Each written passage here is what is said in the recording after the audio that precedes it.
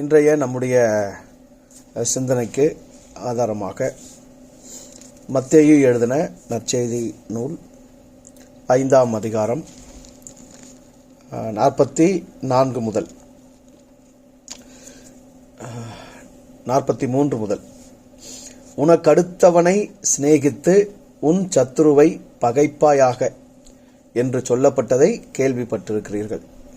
நான் உங்களுக்கு சொல்லுகிறேன், உங்கள் சத்துருக்களை சிநேகியுங்கள், உங்களை சபிக்கிறவர்களை ஆசீர்வதியுங்கள், உங்களை பகைக்கிறவர்களுக்கு நன்மை செய்யுங்கள், உங்களை நிந்திக்கிறவர்களுக்காகவும் உங்களை துன்பப்படுத்துகிறவர்களுக்காகவும் ஜெபம் பண்ணுங்கள். இப்படி செய்வதனால் நீங்கள் பரலோகத்தில் இருக்கிற உங்கள் பிதாவுக்கு புத்திரராயிருப்பீர்கள். அவர் தீயோர் மேலும் நல்லோர் மேலும் தமது சூரியனை உதிக்க பண்ணி நீதியுள்ளவர்கள் மேலும் அநீதியுள்ளவர்கள் மேலும் மழையை பெய்ய பண்ணுகிறார். உங்களை சிநேகிக்கிறவர்களையே நீங்கள் சிநேகிப்பீர்களானால் உங்களுக்கு பலன் என்ன? ஆயக்காரரும் அப்படியே செய்கிறார்கள் அல்லவா? உங்கள் சகோதரரை மாத்திரம் வாழ்த்துவீர்களானால் நீங்கள் விசேஷித்து செய்கிறது என்ன? ஆயக்காரரும் அப்படி செய்கிறார்கள் அல்லவா? ஆகையால் பரலோகத்தில் இருக்கிற உங்கள் பிதா பூரண சர்க்குணராய் இருக்கிறது போல நீங்களும் பூரண சர்க்குணராய் இருக்க கடவீர்கள். இயேசுவினுடைய போதனைகளிலேயே மிகவும் முக்கியத்துவம் வாய்ந்த ஒரு பகுதி இந்த பகுதி. நான் அதிகம் சிந்திக்கிற, பல வருடங்களாக அதிகமாக பேசிக்கொண்டிருக்கிற, உணர்த்தி கொண்டிருக்கிற ஒரு பகுதி இது.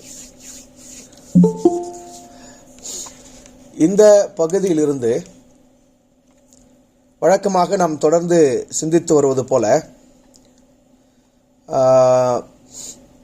ஏற்கனவே இவ்வாறு சொல்லப்பட்டிருக்கிறதை கேள்விப்பட்டிருக்கிறீர்கள், நான் உங்களுக்கு சொல்லுகிறேன் என்று தன்னுடைய காலத்தில் சமகாலத்தில் தன்னோடு வாழ்கிற மக்களுக்கான வாழ்வியல் முறையை எடுத்துரைக்கும் போதனை.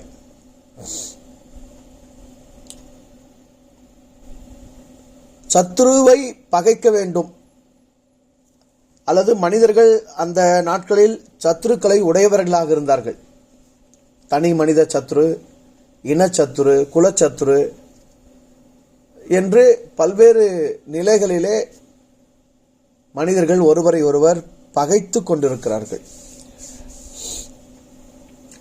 ஆக அந்த பகைமைக்கு மாறாக, சத்துருத்தனத்துக்கு மாறாக சிநேகத்தையும் நன்மையையும் ஆசியையும் வழங்குகிறவர்களாக மனிதர்கள் இருக்க வேண்டும் எனும் இந்த இயேசுவினுடைய போதனையை நாம் அடுத்து வரக்கூடிய வாரங்களிலே தனித்தனியாக சிந்திக்கலாம். அதாவது சத்துருக்களை சிநேகித்தல், சபிக்கிறவர்களை ஆசீர்வதித்தல், பகைக்கிறவர்களுக்கு நன்மை செய்தல், துன்பப்படுத்துகிறவர்களுக்காக நிந்திக்கிறவர்களுக்காக ஜெபம் பண்ணுதல், இவைகளை நாம் தனியே பார்ப்போம். இன்றைக்கு நாம் சிந்திக்க இருப்பது இயேசுவானவருடைய கூற்றிலே, உபதேசத்திலே மிகவும் முக்கியமான ஒரு கருத்து. கடவுளை, இறைமையை, எல்லாம் வல்ல அந்த பேராற்றலை, அந்த பேரன்பை தந்தை, பிதா, அப்பா என உறவுக்குட்படுத்தி உணர்த்தியதுதான். கடவுளை உறவுக்கு உட்படுத்தி உணர்த்தியதுதான் இயேசுவின் போதனைகளிலே மிகவும் முக்கியமானது.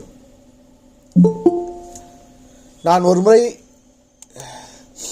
மத்தேயு, மார்க்கு, லூக்கா, யோவான் இந்த 4 நற்செய்தி நூல்களிலும் எத்தனை முறை இயேசு கடவுளை, இறைமையை பிதா என்று உணர்த்தியிருக்கிறார் என்று தமிழ் வேதாகமத்திலே எண்ணினேன். மத்தேயு புத்தகத்திலே 39 முறைகளும், மார்க்கு புத்தகத்திலே 4 முறைகளும், லூக்கா நற்செய்தி நூலிலே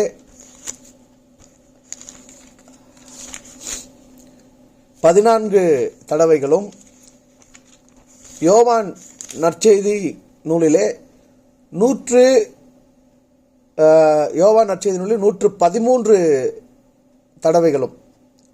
ஆக இந்த 4 நற்செய்தி நூல்களிலே கிட்டத்தட்ட 170 இடங்களில் 170 தடவைகளில் இயேசு கடவுளை பிதா என்று உறவுக்கு உட்படுத்தி உணர்த்தி இருக்கிறார். கடவுள் என்பது என்ன? கடவுள் யார்? கடவுள் எங்கே இருக்கிறது? கடவுள் எப்படி இருக்கிறார்? கடவுள் ஆணா பெண்ணா, அல்லது ஆணும் பெண்ணும் கலந்த அலியா, அல்லது ஆண் பெண் அலியை கடந்த லிங்கமா, அல்லது உருவற்ற ஒன்றா? அது என்ன, எங்கே இருக்கிறது, எப்படி இருக்கிறது என்பதை பற்றிய கருத்துக்கள்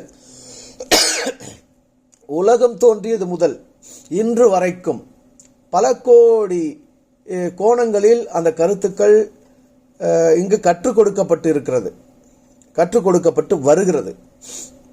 அதற்கு எதிர்மாறாக கடவுள் இல்லை என்ற கருத்தும் இங்கு வலிமை பெற்று வருகிறது. சரியா? ஆகவே தான் நான் ஒரு பாடல்ல இப்படி எழுதியிருப்பேன், இல்லை உலது என பலரின் கருத்து கற்பனை கருப்பொருளே அப்படின்னு எழுதியிருப்பேன். அதாவது இல்லை என்றும் உலது என்றும் கற்பனை என்றும் கருத்து என்றும் பல கருத்துக்களுக்கு எப்போதும் உட்பட்டு கொண்டிருக்கின்ற ஒரு பொருள் எது என்றால் கடவுள்தான். கடவுள் என்பதை பற்றி ஒரு முடிவுக்கு இதுகாரும் ஒருவரும் வந்ததே இல்லை. அந்த கருத்து அனைவருக்குள்ளும் ஏதோ ஒரு குழப்பத்தை, ஏதோ ஒன்றை செய்து கொண்டே இருக்கிறது. தேடிக்கொண்டே இருக்கின்றனர், பேசிக்கொண்டே இருக்கின்றனர், விவரித்துக் கொண்டே இருக்கின்றனர், அறிந்து கொண்டே இருக்கின்றனர், அறிவித்துக் கொண்டே இருக்கின்றனர், புரிந்து கொள்ள முயற்சித்துக் கொண்டே இருக்கின்றனர். ஆனாலும் முழுமைக்கு வந்த பாடு இல்லை. அவ்வாறான இறைமையின் கருத்தை, கடவுள் கோட்பாடை இயேசு மிக எளிமையாக ஒரு மனிதரோடு, ஒரு உயிரினத்தோடு உறவு ரீதியில் தொடர்பு படுத்துகிறார். அந்த உறவு பிதா, அப்பா, தந்தை என்கிற உறவு ரீதியில் தொடர்பு படுத்துகிறார். இப்போது முதன்மையாக நாம் இங்கு சிந்திக்க வேண்டியது, இயேசு கடவுளை தன்னுடைய தந்தையாக, பிதாவாக எவ்வாறு உணர்ந்தார், எவ்வாறு அறிந்து கொண்டார்? அவருக்கு யார் சொல்லிக் கொடுத்தது? பொதுவாக நாம் ஒவ்வொருவரும் கடவுளை நமக்கு யாராகிலும் கற்றுக் கொடுக்க வேண்டும் என்கிற எதிர்பார்ப்போடு தான் இருக்கிறோம். அந்த எதிர்பார்ப்பில் தான் சபைகளுக்கு போகிறோம், அந்த எதிர்பார்ப்பில் தான் கோயில்களுக்கு போகிறோம், அந்த எதிர்பார்ப்பில் தான் மசூதிகளுக்கு செல்கிறோம், அந்த எதிர்பார்ப்பில் தான் வேத நூல்களை படிக்கிறோம், அந்த எதிர்பார்ப்பில் தான் அநேகருடைய உரைகளை நாம் கேட்கிறோம். காரணம், கடவுளை யாராகிலும் நமக்கு கற்றுக் கொடுக்க வேண்டும் என்கிற, கற்றுக் கொடுத்தால் தான் கற்றுக் கொடுக்க முடியும் என்கிற நிலையில் நாம் தள்ளப்பட்டிருக்கிறோம். இயேசுவானவர் எவ்வாறு கடவுளை கற்றார்? இயேசுவானவர் எவ்வாறு கடவுளை உணர்ந்தார்? கடவுளை தன்னுடைய தந்தையாக, தன்னுடைய பிதாவாக, தன்னுடைய உறவாக எவ்வாறு உணர்ந்தார்? அதற்கான அடித்தளம், அதற்கான அடிப்படை எங்கே அவருக்கு அமைந்தது? இயேசு கற்பித்த அதே பிதா, அதே வார்த்தை, அதே உறவு மதம் கற்பிக்கிறது, கிறிஸ்தவ மதம் கற்பிக்கிறது. ஆனால் என்ன சொல்கிறது? கடவுள் உனக்கு அப்பாவாக, தந்தையாக இருக்க வேண்டுமானால், அந்த தந்தை உன்னை மகனாக, மகளாக ஏற்றுக்கொள்ள வேண்டுமானால் நீ இயேசுவிடம் வா, இயேசுவை நம்பு, இயேசுவை விசுவாசி, இயேசுவின் இரத்தத்தினால் கழுவப்படு, இயேசுவின் பெயரால் ஞானஸ்நானம் பெறு, திருச்சபையில் அங்கத்தினராக, இன்னும் பல கடமைகளை வாழ்நாள் முழுவதும் நீ தொடர்ந்து செய்து கொண்டே இரு.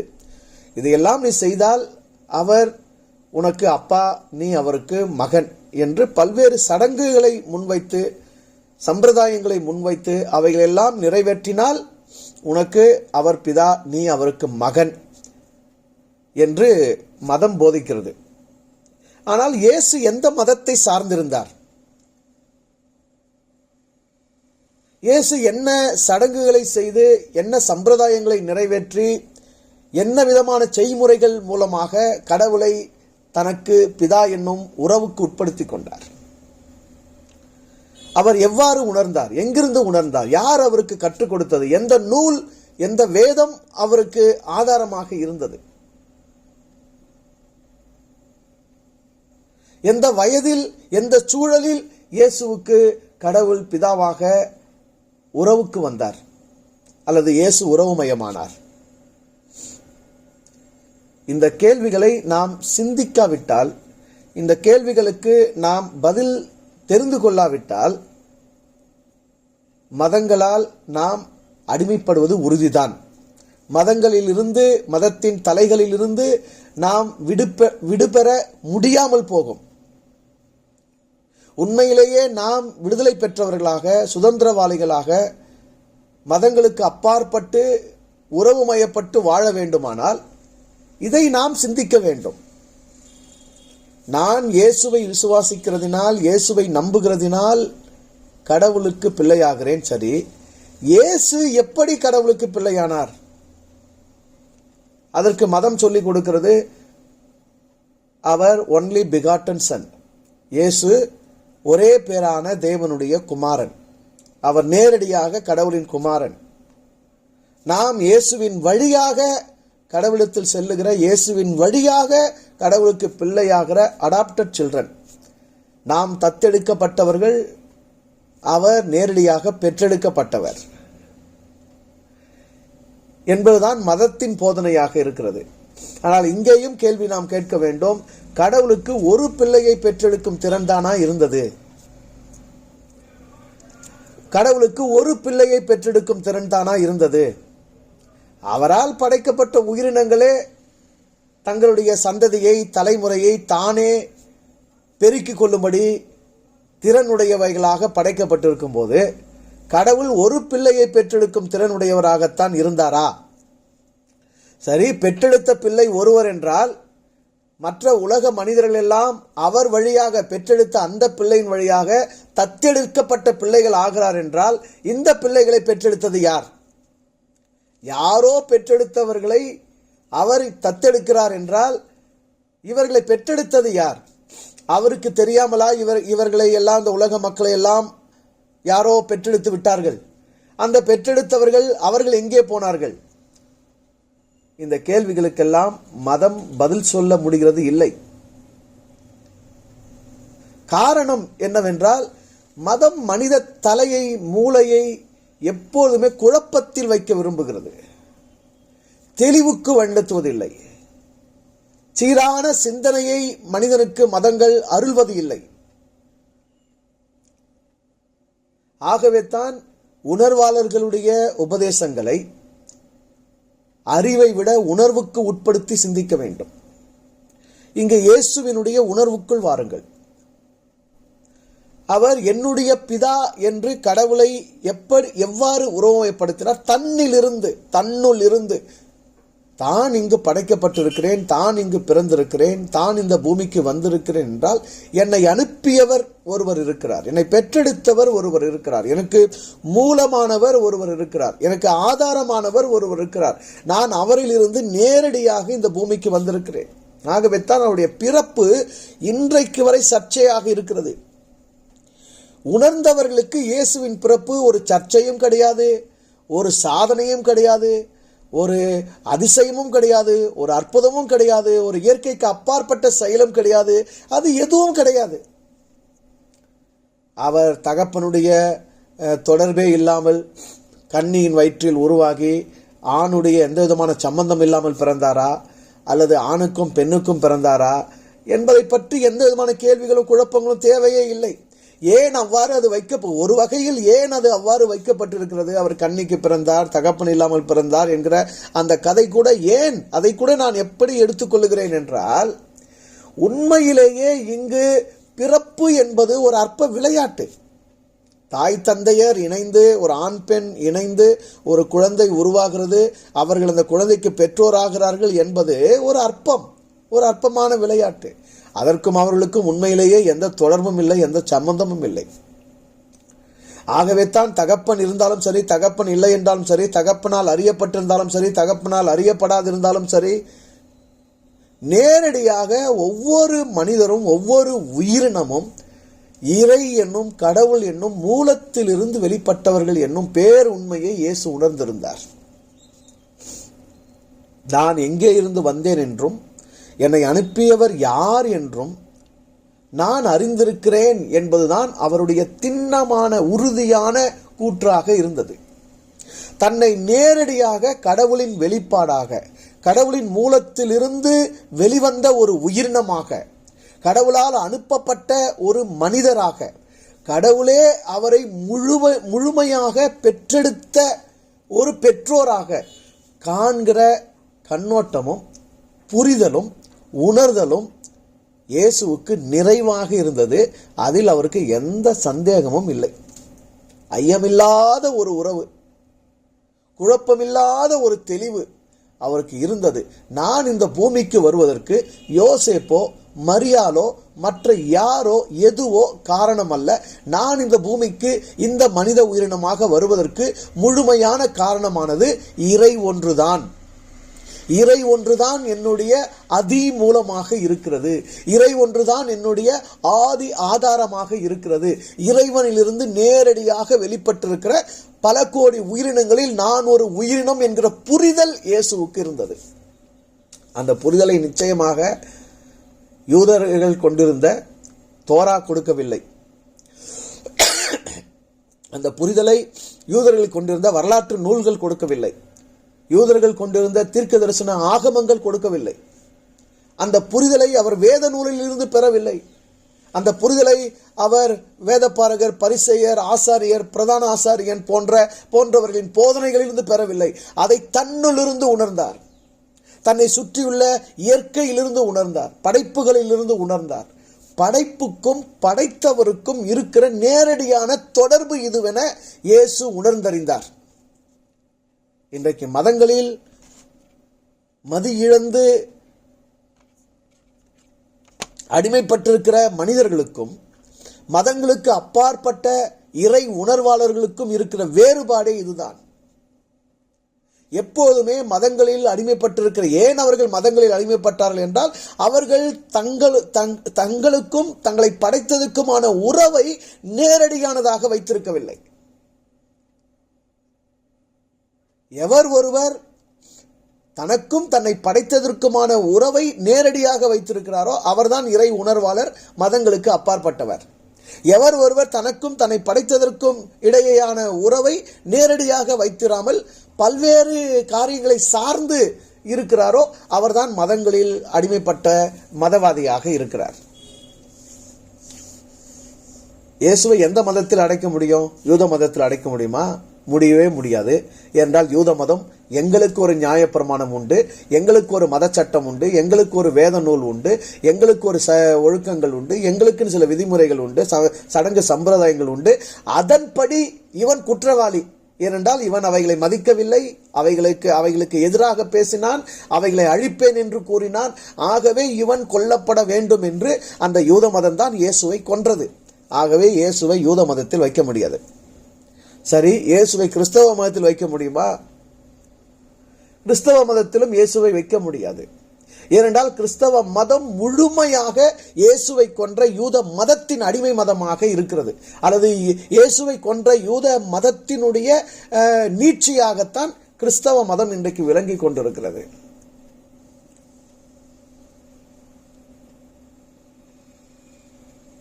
அது இயேசுவை அறிந்திருக்கவில்லை. அது இயேசுவுக்கு எதிரான கற்பனையான கிறிஸ்து எனும் கதாபாத்திரத்தை மையமாக கொண்டிருக்கிறதை தவிர ஒரு வரலாற்று புருஷராகிய, வரலாற்று மனிதராகிய, வாழ்ந்த மனிதராகிய இயேசுவை சார்ந்ததாக அந்த மதம் கட்டமைப்பு செய்யப்படவில்லை. ஆக எந்த மதத்திலும் இயேசுவை கொண்டு போய் வைக்க முடியாது. காரணம், அவர் தனக்கும் தன்னை படைத்ததற்குமான உறவை நேரடியாக தன்னுடைய உயிரிலும் தன்னுடைய உணர்விலும் தன்னுடைய சிந்தையிலும் தன்னுடைய உடலிலும் உணர்ந்தவராக இருந்தார். அந்த உணர்வுதான் இந்த போதனைக்கு காரணமாக இருக்கிறது. அந்த உணர்வின் வழியாகத்தான் இந்த போதனையை அவர் உணர்ந்தார், இந்த உறவை அவர் உணர்ந்தார். என் பிதா, என்னை அனுப்பிய பிதா, என்னை பெற்றெடுத்த பிதா, நான் அவருக்கு குமாரனாக இருக்கிறேன், அவர் என்னில் இருக்கிறார், நான் அவரில் இருக்கிறேன், நான் என்ன பேச வேண்டும் என்பதை அவர் அருளுகிறார், என் சிந்தை அவரால் அருளப்படுகிறது, என் வார்த்தைகள் அவரால் அருளப்படுகிறது, என் செயல்கள் அவரால் அருளப்படுகிறது, அவரின்றி நான் இல்லை, என்னை அவர் முழுமையாக அறிந்திருக்கிறார், நான் அவரை முழுமையாக அறிந்திருக்கிறேன் என்று ஒரு உறவு வயப்பட்ட தந்தை குமாரன் என்கிற அந்த நிலையில் இயேசு கடவுளோடு உறவு கொண்டவராக பொருந்தியவராக இருந்தார். இவ்வாறான உறவுக்குள் தான் இருந்ததினாலே தான் எவ்வாறு அந்த மூலத்திலிருந்து, அந்த இறை என்னும் அந்த ஒரு மூலத்திலிருந்து வந்தேனோ அதுபோல உலகத்தில் உள்ள அனைத்து மனிதர்களும் அனைத்து உயிர்களும் அதே மூலத்திலிருந்து தான் வெளிப்பட்டிருக்கிறது எனும் பேருண்மையை உணர்ந்ததினால்தான் இயேசு இங்கு பிறருக்கு உணர்த்துகிறார், உங்கள் பிதா, உங்கள் பிதா. என்னுடைய பிதா என்று சொல்லுவது ஒரு நிலை. என்னுடைய பிதா என்பது தனிப்பட்ட அனுபவம், தனிப்பட்ட அறிவு, தனிப்பட்ட உணர்வு, தனிப்பட்ட புரிதல், தனிப்பட்ட அடைதல். அதை இயேசு அடைந்தாயிற்று. ஆனால் அவர் ஒரு வழிகாட்டியாக, ஒரு குருவாக, ஒரு மெய்ஞானத்தை உபதேசிக்கிறவராக இங்கு தன்னை சூழ்ந்திருந்த மக்களுக்கு அவர் கற்றுக் கொடுக்கிறார். அவர் என்னுடைய பிதா மட்டுமல்ல, அவர் உங்களுக்கான பிதா, அவர் உங்களுடைய பிதா, உங்களுடைய அப்பா, உங்களுடைய தந்தை. எனக்கு தந்தை யாரோ அவர்தான் உங்களுக்கும் தந்தை. என்னை படைத்தது யாரோ அவர்தான் உங்களை படைத்திருக்கிறார். நான் எந்த மூலத்திலிருந்து வெளிப்பட்டிருக்கிறேனோ அதே மூலத்திலிருந்து தான் நீங்களும் வெளிப்பட்டிருக்கிறீர்கள். என்னுடைய பிதா உங்களுக்கும் பிதாவாக இருக்கிறார். நாம் எல்லாரும் ஒரே பிதாவிலிருந்து, ஒரே தந்தையிலிருந்து, ஒரே மூலத்திலிருந்து, ஒரே ஆதாரத்திலிருந்து வெளிப்பட்டவர்களாக இருக்கிறோம்.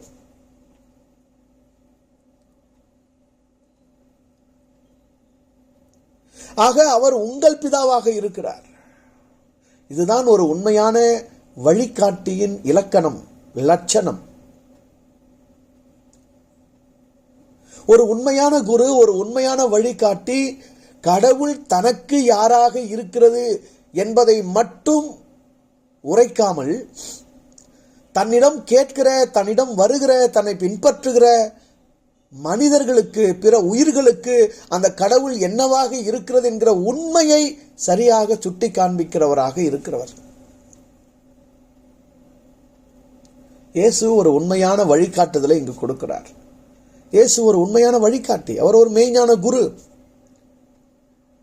தன்னிடம் வந்த மக்களுக்கு, உங்களுக்கு ஒரு பிதா இருக்கிறார், உங்கள் பிதா. இந்த உலகத்தில் தாய் தந்தையர் என்று இருவேறு மனிதர்கள் உங்களுக்கு இருக்கலாம். அவர்கள் வழியாக நீங்கள் பிறந்திருக்கலாம். அவர்கள் ரத்தம் கொடுத்திருக்கலாம், விந்து கொடுத்திருக்கலாம், இந்த உடலை உருவாக்கி இருக்கலாம். தன்னுடைய உடலில் வைத்து உங்கள் தாய் இந்த உடலை உருவேற்பு செய்து வெளியே தள்ளி இருக்கலாம். ஆனால் உண்மையிலேயே நடக்கிறவைகள், இங்கு கண்களால் காண்கிறவைகள், இங்கு இயல்பாக நம்மால் அறியப்படுகிறவைகள், இவைகளெல்லாம் கடந்து என்னுடைய மூலம் எது என்கிற உண்மையை ஒருவன் தேடும் போது அவன் போய் நிற்கிற இடம்தான் அந்த மெய் மூலம், ஆதி மூலமாகிய இறை பிதா. அந்த ஒரு மூலத்திலிருந்து, அந்த ஒரு இறையிலிருந்து அனைவரும் வெளிப்பட்டிருக்கிறோம்.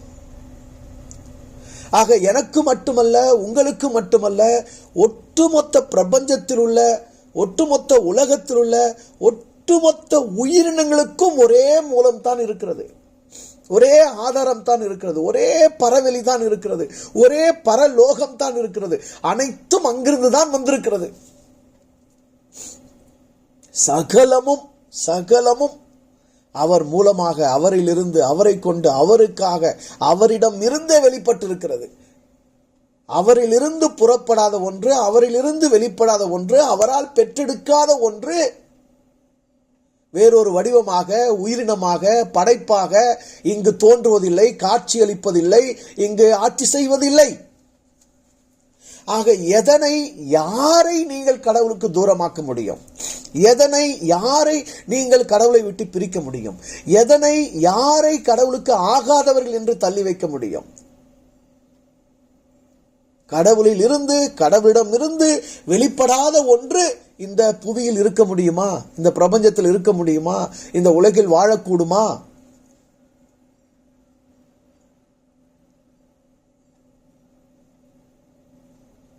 நாம் ஒவ்வொருவருக்கும் வெவ்வேறு பெற்றோர்கள் இருக்கிறார்கள். அப்படி உலகத்தில் உள்ள அத்தனை கோடி மனிதர்களுக்கும் வெவ்வேறு பெற்றோர்கள் இருக்கிறார்கள். படைப்புகளுக்கும் பெற்றோர்கள், மரத்துக்கு, மற்ற உயிரினங்களுக்கு, எல்லாவற்றுக்கும் பெற்றோர்கள் என்று தனித்தனியாக இருக்கிறார்கள். ஆனால் மூல பெற்றோர் யார்?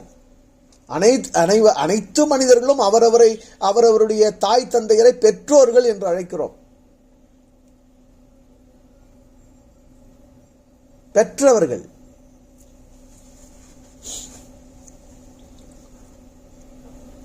எங்கிருந்து பெற்றார்கள்? அவர்கள் பெறுவதற்கு அவர்களுக்கு நம்மை கையளித்தது யார்? என்னுடைய பெற்றோர் என்னை பெற்றுக்கொள்வதற்கு அவர்களுக்கு என்னை கையளித்தது யார்? என்னை ஈந்தது யார்? அவன்தான் மூலமானவன். வெவ்வேறுபட்ட பெற்றோர்கள் நமக்கு உடையவர்களா இருந்தாலும் அவர்கள் ஒவ்வொருவரும் நம்மை, அவர்கள் அவருடைய பெற்றோர்களை, இவ்வாறு உலக மனிதர்கள் அத்தனை பேருமே இறைமையிலிருந்து வெளிப்பட்டவர்கள், கடவுளிலிருந்து பிரிந்தவர்கள் அல்லது கடவுளால் அனுப்பப்பட்டவர்கள். நம்ம எல்லாருக்கும் ஒரே மூலம்தான். ஆகவே தான் இங்கே வைணவ சமயத்திலே இறைமையை கோவிந்தம், கோவிந்தா என்று அழைக்கிறார்கள். அதனுடைய பொருள் என்ன? ஆதி மூலம், ஆதி கரு, தலைமை கரு. கோ என்றால் அரசன், தலைவன். தலையாகிய கரு, மூலமாகிய கரு, ஆதாரமான கரு. அந்த ஒரு கருவில் இருந்துதான் இத்தனை கோடி உயிரினங்கள், இத்தனை கோடி மனிதர்கள், இத்தனை கோடி வடிவங்களிலே, பன்முக தன்மையிலே பரிணமித்துக் கொண்டே இருக்கிறது, வெளிப்பட்டு கொண்டே இருக்கிறது, விளங்கிக் கொண்டே இருக்கிறது. வாழ்வதும் மறைவதுமாக மீண்டும் மீண்டும் மீண்டும் இந்த சுழற்சியில் அவைகள் வாழ்ந்து கொண்டே இருந்து கொண்டே நிலவை தன் நிலையை மாற்றிக்கொண்டே இருந்து கொண்டே இருக்கிறது. அனைத்துக்குமான மூலமா இருப்பதினால் அவனை அப்பா, தந்தை. பிதா என்பது ஒரு வடமொழி சொல். தமிழ் வேதாகமத்தில் அதை எவ்வாறு எழுதினார்கள் தெரியாது. தமிழையே முழுமையாக அவ்வாறு தான் அவர்கள் இந்த வேதத்தை மொழிபெயர்க்கும் போது தமிழை எவ்வளவு கொலை செய்ய முடியுமோ அவ்வளவு கொலை செய்துதான் தமிழை இங்கு தமிழில் மொழிபெயர்த்திருக்கிறார்கள். தந்தை என்பது சரியான சொல். நீங்கள் திருவிவிலியம் படிப்பீர்களானால் அதில் விண்ணக தந்தை, விண்ணகத்தில் உள்ள உங்கள் தந்தை என்றுதான் குறிப்பிடப்பட்டிருக்கும். தந்தை என்னும் அந்த சொல்லுக்கு தன்னை, தன்னுடையதை நீயாக உனதாக இருக்கும்படி ஈந்ததினாலே அவன் தந்தை என்று பொருள்படுகிறது. கடவுள் எதனால் எனக்கு தந்தை? அவன் தன்னுடைய உயிரை, தன்னுடைய ஐம்பூத உடலை, தன்னுடைய பரவெளியாகிய உள்ளத்தை நானாக கொண்டு வாழும்படி, நீயாக கொண்டு வாழும்படி, தன்னை, தன்னுடையதை நீயாக நானாக இருந்து வாழும்படி தந்ததினாலே, ஈந்ததினாலே அவன் தந்தையாக இருக்கிறான். இங்க யார நம்ம தந்தைன்னு சொல்றோம்? தன்னுடைய விந்தணுவை கொடுத்தவர், தன்னுடைய உயிரணுவை கொடுத்தவர். யாரை நாம் இங்கு தாய் என்று சொல்லுகிறோம்? தன்னுடைய உடலிலிருந்து எனக்கான உடலை உருவாக்கி கொடுத்தவள். ஆக உண்மையிலேயே அவர்கள் தான் செய்தார்களா? அவர்கள் தான் அனுப்பினார்களா? அவர்களுடையது தானா? நான் என்னும் உயிரணு கருவாகி உருவாகி இருக்கிறேனே, இந்த உயிரணு என்னுடைய தந்தையினுடையதா? அவருடைய தந்தையினுடையது, அவருடைய தந்தையினுடையது. என் தாய் எனக்கு ஒரு உடலை செய்தாலே இது அவள் செய்த உடலா? இது அவளுடைய உடலா? அவளுடைய உடலை யார் செய்தது? அவளுடைய உடலை யார் செய்தது? இவ்வாறே நாம் போனால் ஒரு மூலத்தில் தான் போய் நிற்போம். அந்த ஒரு மூலத்தினுடையது தான் இந்த உடல், அந்த ஒரு மூலத்தினுடையதான் இந்த உயிர், அந்த ஒரு மூலத்தினுடையதான் இந்த உள்ளம். ஆக அனைவரும் அனைத்துமே ஒரு தந்தையிலிருந்து வந்தவர்கள்.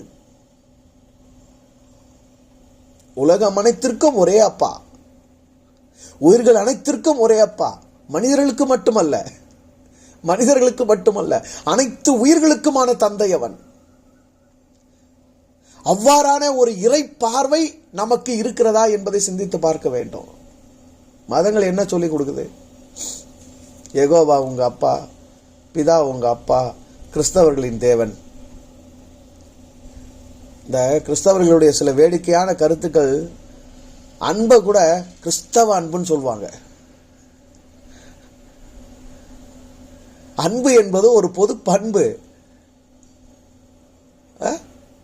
அன்பும் சிவமும் இரண்டு என்பர் அறிவிலர். கடவுள் அன்பாகவே இருக்கிறார்.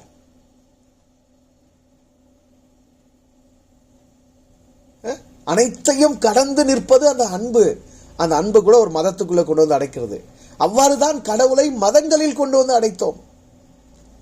கிறிஸ்தவ பிதா, இந்து பிதா, இஸ்லாம் பிதா, சீக்கிய பிதா, சமண பிதா, பௌத்த பிதா, எத்தனை பிதா? உயிர்கள் அனைத்திற்கும் ஒரே மூலம் அவன் தந்தையாக இருக்கிறான். ஏன்? தன்னையே நீயாக நானாக இருக்கும்படி அவன் தன்னை நமக்கு தந்திருக்கிறான், ஈந்திருக்கிறான். அந்த ஒரு மூலத்திலிருந்து வெளிப்பட்டிருக்கிறபடினாலே பேதங்கள் இல்லை.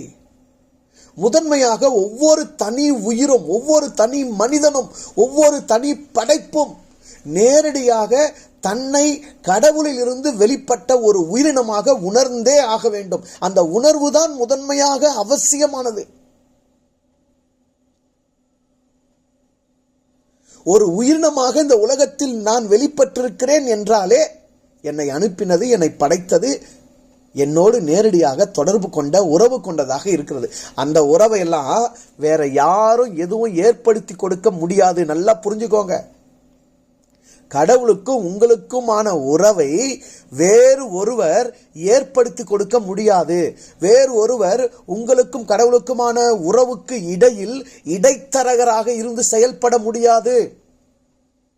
No mediator. இடைத்தரகரே கிடையாது, இருக்க வேண்டிய அவசியமே இல்லை. உங்க அப்பாக்கும் உனக்கும் நடுவுல உங்க அம்மாங்கிற ஒரு இடைத்தரகர் உண்டு.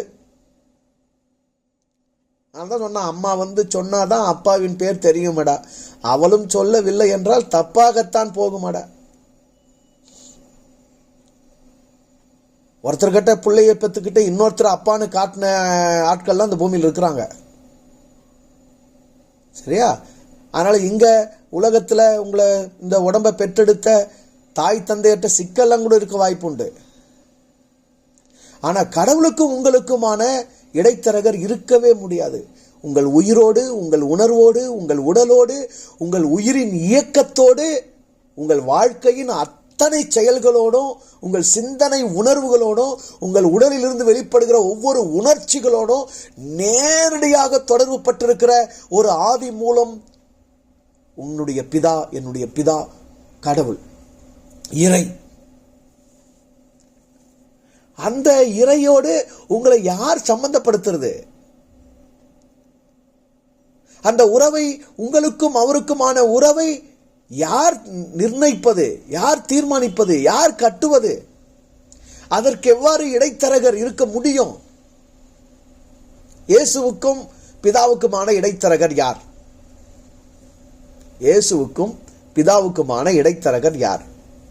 யார் மீடியேட் பண்ணது? யார் இயேசுவை பிதாவோடு கனெக்ட் பண்ணது? யார் மூலமா இயேசு, நாமெல்லாம் இயேசுவின் மூலம் கேட்கிறோம் எங்கள் நல்ல பிதாவே அப்படின்றோமே, இயேசு யார் மூலம் கேட்டாரு? இங்கதான் மதம் நம்மளை ட்விஸ்ட் பண்ணி விட்டு இருக்கு, திரும்பி பண்ணி விட்டு இருக்கு. என்ன திரும்பி பண்ணி விட்டு இருக்கு? இயேசு தன்னுடைய கண்களை அண்ணாந்து வானத்துக்கு நேராக பார்த்து, நீ எப்போதும் எனக்கு செவி கொடுக்கிறபடியினால் உமக்கு நன்றி செலுத்துகிறேன் பிதாவே என்று வேண்டினார். ஆனா நாமெல்லாம் எப்படி வேண்டணும்? இயேசுவின் மூலம், இயேசுவின் வழியாக கேட்கிறோம் எங்கள் நல்ல பிதாவே. அப்புறம் எப்படி நல்ல பிதா? நாரி போன பிதா இல்ல அவரு. நல்ல பிதானா என்ன?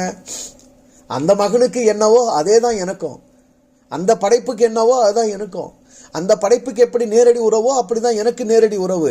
இயேசுவினுடைய போதனையில் இந்த சிக்கல் இல்லை. அவர் இங்கே உங்கள் பிதா என்று சொல்லுகிறார் என்றால் யாருக்கு? ஞானசாரம் எடுத்து உங்களுக்கு சொன்னாரா? தன்னை விசுவாசங்களுக்கு சொன்னாரா? தன் ரத்தத்தினால் கழுவப்பட்டவங்களுக்கு சொன்னாரா? கிறிஸ்தவ சபைகளில் வந்து உங்களுக்கு சொன்னாரா? உங்கள் பிதா என்று அங்கிருந்த அந்த ஆடியன்ஸ் அட்ரஸ் பண்ணி அங்க இருக்கிற அந்த தன்னை கேட்கும் அந்த மக்கள் குழுவை பார்த்து உங்கள் பிதா என்று அவர் சொல்லுகிறார் என்றால் அந்த மக்கள் அப்போது இருந்த நிலைப்பாடு என்ன? ரட்சிக்கப்பட்டவர்களா? ஞானஸ்நானம் பெற்றவர்களா? பரிசுத்தாவி பெற்றவர்களா? ஆவிக்குரிய சபையில் அங்கத்தினராக இருந்தவர்களா? வேத நூலை முழுதும் கற்றறிந்தவர்களா இருந்தார்களா? யாராக இருந்தார்கள் அவர்கள்? வெறும் ஒரு உயிரினமாக, ஒரு மனிதராக இருந்தார்கள், அவ்வளவுதான். ஒரு உயிரினமா அந்த உலகத்துல வெளிப்பட்டிருந்தாவே நீ கடவுளுடைய புள்ள, கடவுள் தான் உனக்கு அப்பா. அவர் இல்லாம நீங்க வரல, நீங்க வெளிப்படல. இதை ஏன் ஒவ்வொரு மனிதரும் உணர்ந்துக்கல? ஏன் கடவுளை கற்றுக் கொடுக்க ஒருவர் வேண்டும் என்கிற நிலைக்கு நாம் தள்ளப்பட்டோம்?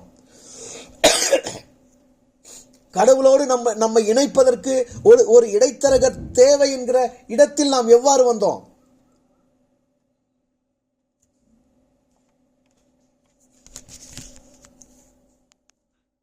கடவுள்தான் நம்முடைய மூலம் என்பதை, உறவு என்பதை நாம் எவ்வாறு உணராமல் போனோம்?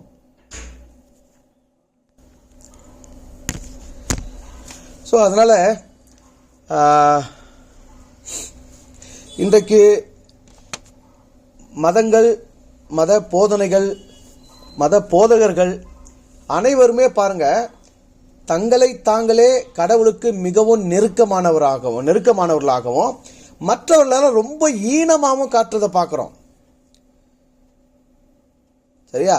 அவர் வந்து நேரடியாக கடவுள்கிட்ட ரொம்ப நெருக்கமாக பேசுகிற மாதிரியும், நாமெல்லாம் வந்து கடவுளுக்கு ரொம்ப தூரமானவங்க மாதிரியும், அவர் தான் பேசி எல்லாத்தையும் வாங்கி கொடுக்க முடியும், அவர் வழியாக போனால் தான் எல்லாம் கிடைக்குங்கிற மாதிரியும், அவர் தான் கேட்டு சொல்கிற ஒரு மாதிரியும், இந்த மாதிரி பிம்பத்தை வந்து ரொம்ப பெருசாக காட்டுன்னு இருக்கிறாங்க.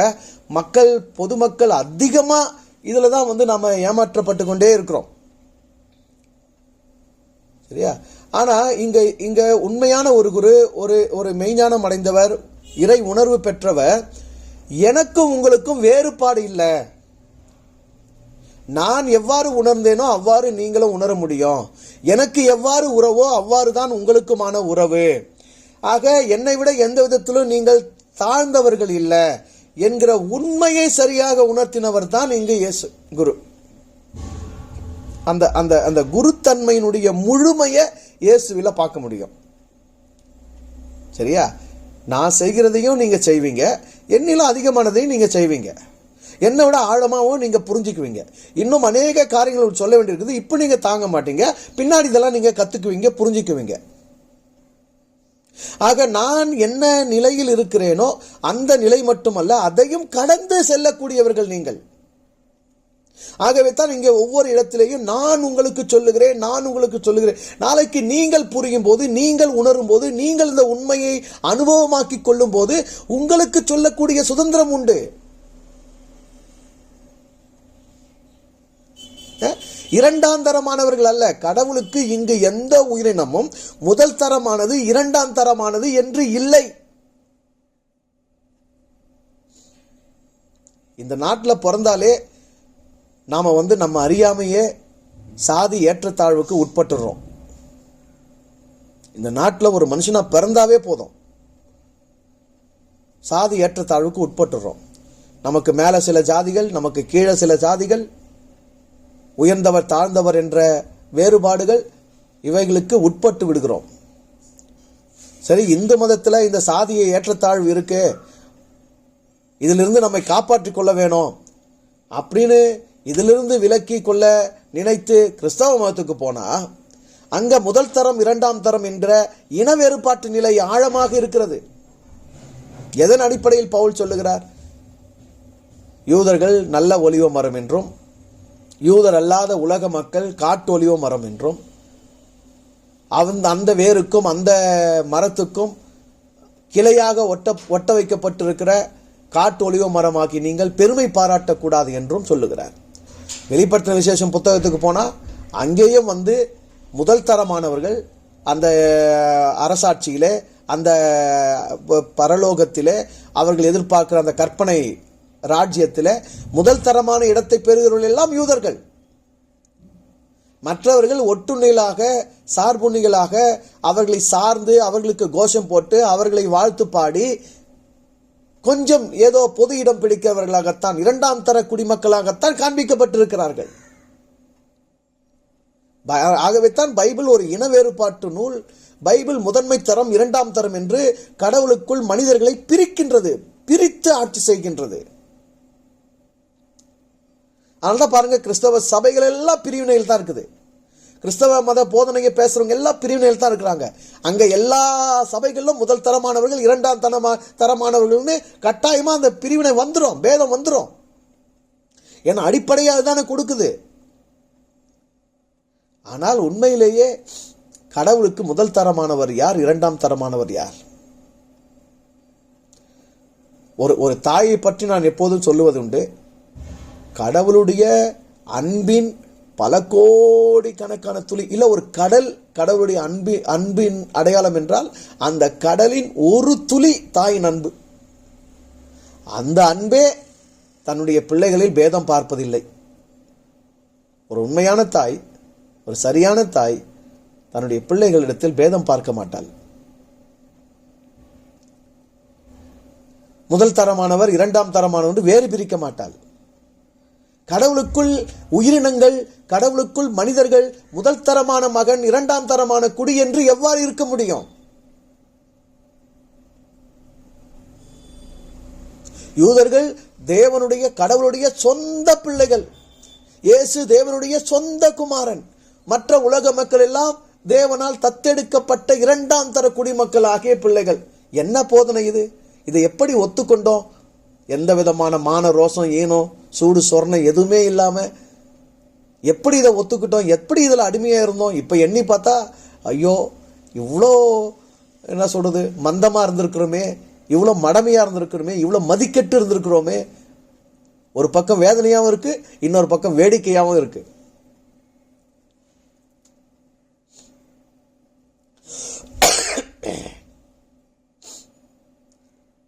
ஒரு மூலத்திலிருந்து அனைத்தும் வெளிப்பட்டிருக்கிறபடியினால் அந்த ஒரு மூலம் நேரடியாக உங்கள் உயிரோடு, உங்கள் உணர்வோடு தொடர்பு பட்டதாக இருக்கிறது. அதனுடைய வெளிப்பாடாகத்தான் நீங்கள் இருக்கிறீர்கள். ஆகவே கடவுளுக்கும் உங்களுக்கும் உள்ள உறவு யாராலும் எதனாலும் ஆனது இல்லை, ஆவது இல்லை. உங்க அப்பா எதனால உங்களுக்கு அப்பா? உங்க அப்பா எதனால உங்களுக்கு அப்பா? உங்க அம்மா எதனால உங்களுக்கு அம்மா? அவங்களுக்கு நீங்க பிறந்தீங்க, அவங்க வழியா வந்தீங்க, அதனாலேயே அவங்க உங்களுக்கு அப்பா அம்மா. அவ்வளவுதான். அதுக்கு மேல எதுவும் கிடையாது, அதுக்கு மேல யாரும் கிடையாது, அதுக்கு நடுவுல யாரும் கிடையாது. கடவுள் எதனால எனக்கு அப்பா? கடவுள் எதனால எனக்கு தந்தை? கடவுள் எதனால எனக்கு தாய்? நான் இந்த பூமியில வந்திருக்கிறேன், நான் இங்க தோன்றி இருக்கிறேன், நான் ஒரு வடிவெடுத்திருக்கிறேன், நான் இங்க வாழ்ந்து கொண்டிருக்கிறேன், எனக்கு ஒரு இருப்பு இங்கு கிடைச்சிருக்கு, எனக்கு ஒரு இயக்கம் இங்க அமைஞ்சிருக்கு. இந்த இருப்புக்கு காரணமான மூலம் அதுதான், இந்த இயக்கத்துக்கு காரணமான மூலம் அதுதான். என்னை பெற்றெடுத்த தாயும் தந்தையுமான பெற்றோரே என் இறைவன் தான். இதுக்கு நடுவில் மதத்துக்கு என்ன வேலை இருக்குது? இதுக்கு நடுவில் வேதத்துக்கு என்ன வேலை இருக்குது? இதுக்கு நடுவில் மத்தியஸ்தர், இடைத்தரகர், மீடியேட்டருக்கு என்ன வேலை இருக்குது? இதுக்கு நடுவில் ரத்த சிந்தறதுக்கு என்ன வேலை இருக்குது? இதுக்கு நடுவில் விசுவாசத்துக்கு என்ன வேலை இருக்குது? இதுக்கு நடுவில் பைபிள் வசனங்களை மனப்பாடம் பண்றதுக்கு என்ன வேலை இருக்குது? இதுக்கு நடுவில் பூஜை புனஸ்காரங்கள், சடங்கு சம்பிரதாயங்களுக்கு என்ன வேலை இருக்குது? ஆராதனை தொழுகைக்கு இங்க என்ன வேலை இருக்குது? நத்திங், எதுவும் கிடையாது.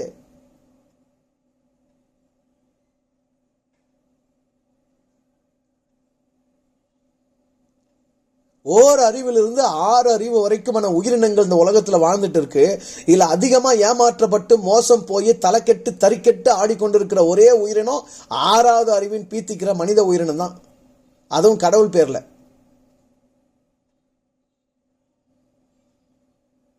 மற்ற உயிர்களுக்கெல்லாம் கடவுள் அக்கறை இல்லையா? கடவுள் உணர்வு இல்லையா? கடவுள் அறிவு இல்லையா? அவைகளுக்கும் கடவுளுக்குமான தொடர்பு இல்லைன்னு நினைக்கிறீங்களா? அனைத்தும் இருக்கிறது. அளவு வேண்மை வேறுபட்டு இருக்கலாம், அளவு கூடியிருக்கலாம், குறைஞ்சிருக்கலாம். ஆனால் அனைத்தும் இருக்கிறது. ஆனால் அவைகள் தலைகள்லாம் கெடுக்கிறதுக்கு ஆள் கிடையாது. உங்கள் தலை என் தலை தான் இங்கே கெட்டு போய் கிடக்குது. காரணம், நாம மதவயப்பட்டு போனோம். இன்பாட்ஸ்லேயே எப்பவுமே சிந்திக்கிறமே தவிர அவுட் ஆஃப் பாட்ஸில் சிந்திக்கிறதே கிடையாது.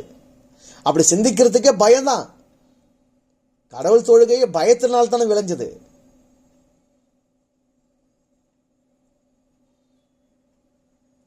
நாம் ஏற்கனவே பிறந்ததினாலேயே, உயிரினமானதினாலேயே, உடல் கொண்டதினாலேயே, உள்ளம் பெற்றதினாலேயே, உணர்வு கொண்டதினாலேயே, சிந்திக்க முடிந்ததினாலேயே, ஒரு உயிரினமாக இந்த உலகில் வெளிப்பட்டதினாலேயே நாம் உறவு வயப்பட்டவர்களாக, உறவானவர்களாக, இறைவனோடு தொடர்பு பட்டவர்களாக, இறையின் மக்களாக, இறையின் குமாரன் குமாரத்திகளாக, தேவ குமாரனாகவே, தேவ குமாரத்தியாகவே ஏற்கனவே நாம் இருக்கிறோம். எதனை கொண்டும் அதை நாம் பெற வேண்டியதில்லை, எதனை கொண்டும் அதை நாம் செய்ய வேண்டியதில்லை. அதற்கான முயற்சி நம்மிடத்தில் இல்லை. உறவு முயற்சியால் உருவாவதல்ல, உறவு பயிற்சியால் ஏற்படுவதல்ல.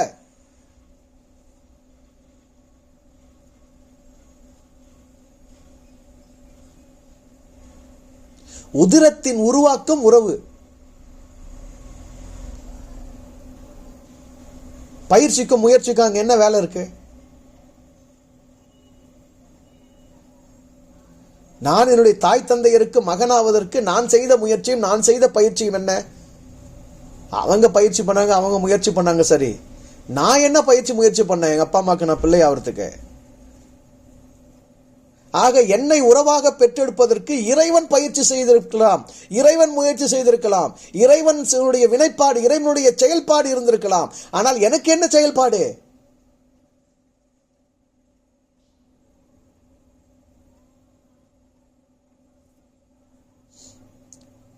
என்னை உறவாக கொள்வதற்காகவே என்னை அவன் உருவாக படைக்க செயல்பட்டிருக்கிறான். என்னை அவனுடைய மகன் என்னும் உறவாக கொண்டிருப்பதற்காகவே, வெளிப்படுத்திக் கொள்வதற்காகவே, விளங்க பண்ணுவதற்காகவே, அனுபவித்துக் கொள்வதற்காகவே எனக்கு ஒரு உருவம் கொடுத்து என்னை ஒரு உயிராக வெளிப்படுத்த அவன் செயலாற்றி இருக்கிறான். அவனுடைய அந்த செயலால் நான் உருப்பெற்று ஒரு உயிராக வெளிப்பட்டிருக்கிறேன். ஆகவே அந்த உறவை அனுபவிக்க தகுதியானவனாக நான் இருக்கிறேன். இந்த தகுதி வேற எதனாலையும் வர்றது கிடையாது, வேற யாரும் எனக்கு கொடுக்கிறது கிடையாது. இயேசு நேரடியாக அந்த உறவை உணர்ந்தார், அந்த உரிமையை உணர்ந்தார், அந்த அனுபவத்தில் ஆழ்ந்தார், அதனை அவர் அனுபவித்து மகிழ்ந்தார். அதனைத்தான் உங்களுக்கும் உரைக்கிறார், அதனைத்தான் எனக்கும் உரைக்கிறார். உங்கள் பிதா. எப்பொழுது இந்த சமூகம் உணரப்போகிறது? எப்போது இந்த மனிதர்கள் உணரப்போகிறார்கள்? எத்தனை மத கடமைகள் ஆற்றுகிறார்கள்? மதியை இழந்து மனித கடமையை விட்டு விட்டார்கள், மத கடமையை ஆற்றுகிறார்கள். மனித இயல்பை தொலைத்து விட்டார்கள். மத இறுக்கத்தில் பிடிபட்டு விட்டார்கள். ஒரு உயிரினமாக இருப்பதே தகுதி. கடவுளோடு உறவு கொள்வதற்கு ஒரு உயிரினமாக இருப்பதே தகுதி. உலகத்தில் இருப்பு கொண்டு இருப்பதே தகுதி. இயக்கம் முன்னில் நிகழ்ந்து கொண்டிருப்பதே தகுதி. வேற என்ன தகுதி வேணும்?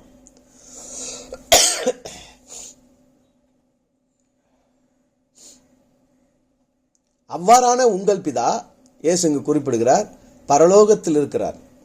இந்த பரலோகன்றது தான் இப்ப பெரியும் பாடு. 3வது வானத்தில் இருக்குதா, 7வது வானத்தில் இருக்குதா? இந்த பிரபஞ்சத்தின் அளவு என்ன தெரியுமா? இது எத்தனை புவனங்களை கொண்டது, எத்தனை சராசரங்களை கொண்டது, எத்தனை அண்டங்களை கொண்டது. இந்த அண்டவெளி எத்தனையாக பறந்து விரிந்திருக்கிறது தெரியுமா?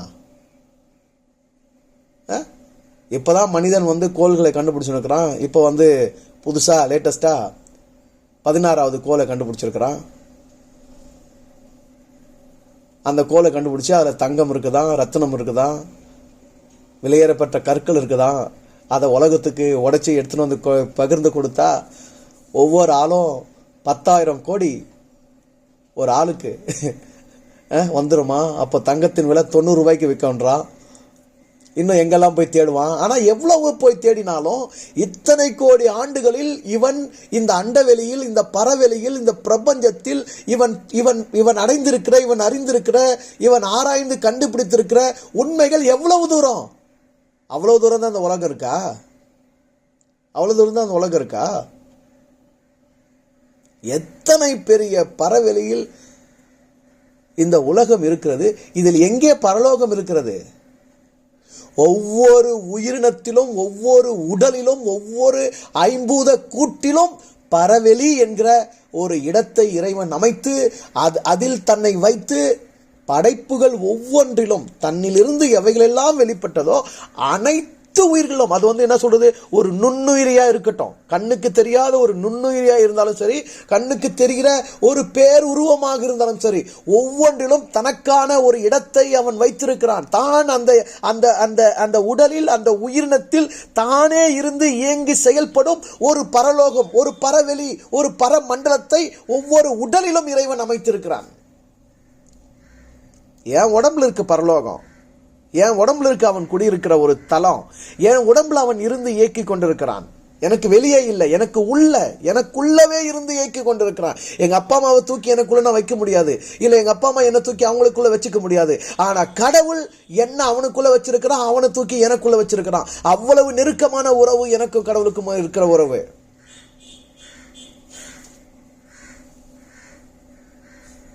சொல்லுங்க, யாரை தூக்கி உங்க உடம்புக்குள்ள வைக்க முடியும் சொல்லுங்க? உங்க மனைவிய, உங்க பிள்ளைகளை நெஞ்சில சுமக்கிறன்னு சொல்லலாம், உள்ளத்துல நினைக்கிறன்னு சொல்லலாம், மனசுல வச்சிருக்கிறன்னு சொல்லலாம், இதயத்துல வச்சிருக்கிறன்னு சொல்லலாம். இதெல்லாமே நினைவிலையும் கற்பனையிலையும் எண்ணத்துல மட்டும்தான் நீங்க வச்சுக்க முடியும். லிட்ரலா இருக்கிறபடியே எந்த உருவத்தை தூக்கி உங்க உருவத்துக்குள்ள, உங்க உடம்புக்குள்ள நீங்க வச்சுக்க முடியும்?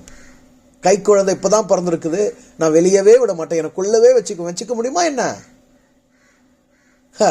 இந்த உலகத்துல ஒரு ஈ எறும்பு, ஒரு தூசு தும்பு, 1 ரூபாய், ஒரே ஒரு கிராம், 1 மில்லிகிராம் தங்கம், எதையுமே உங்களுக்குள்ள நீங்க வச்சுக்க முடியாது.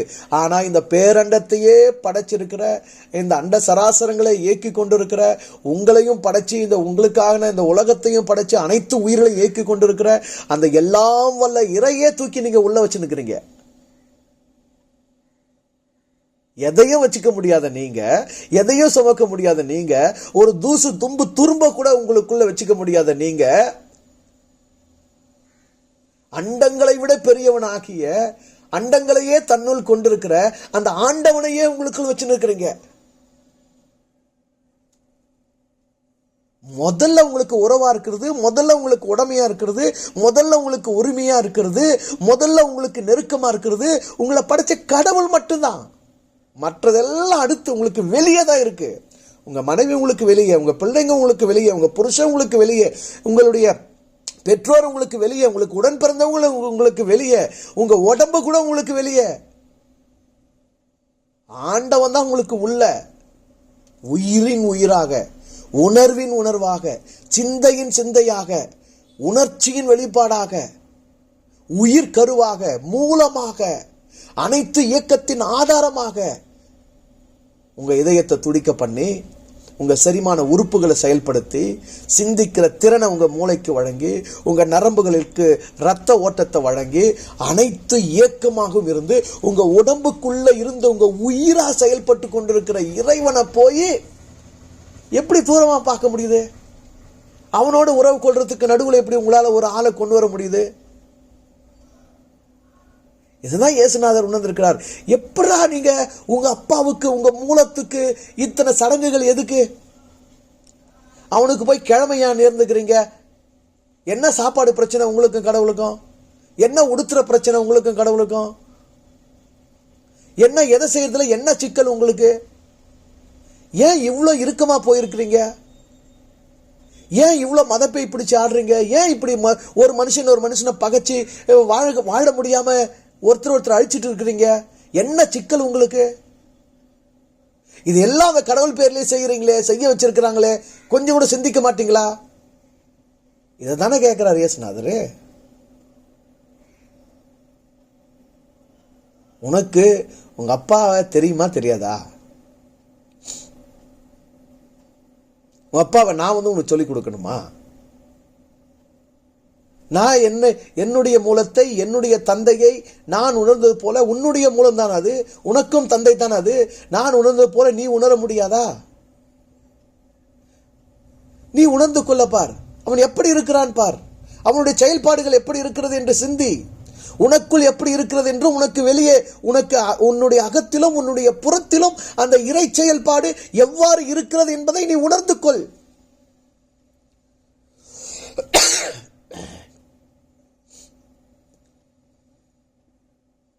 கடவுளோட நெருக்கமா வேற யாரு, வேற எது உனக்கு இருக்க முடியும்?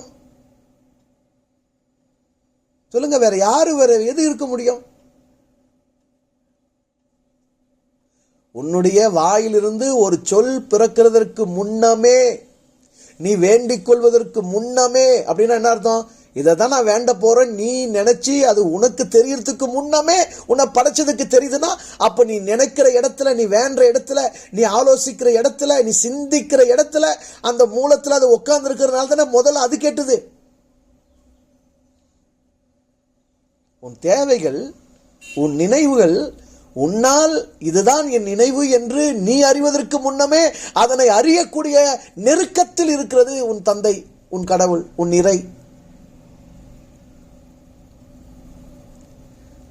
அவர்கிட்ட போய், அதுகிட்ட போய், அந்த இறையினிடத்தில் போய் மூலமாய் போனா, உன் மூலத்தினிடத்தில் நீ யார் மூலமாய் போவாய்? உன் மூலத்தினிடத்தில் வேறு யாரோ ஒருவர் மூலமாய் போக வேண்டும் என்று எண்ணினால், கருதினால், உன்னை விட என்னை விட முட்டாள் யார்?